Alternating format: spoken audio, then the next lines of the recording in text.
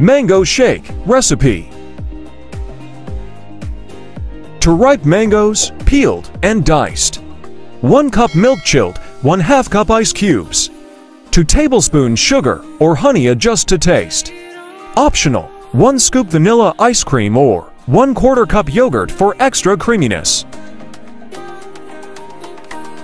1. Prepare mangoes. Peel and dice the mangoes, discarding the pit. 2.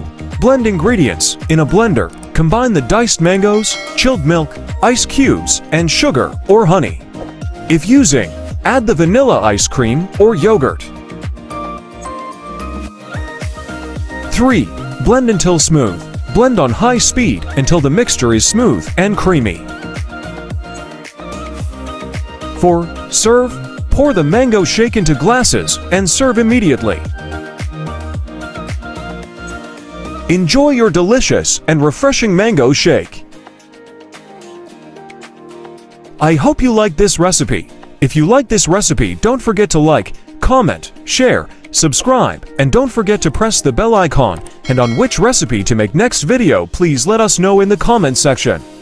If you want to watch more delicious videos, I have put the link in the description, so don't forget check out the description.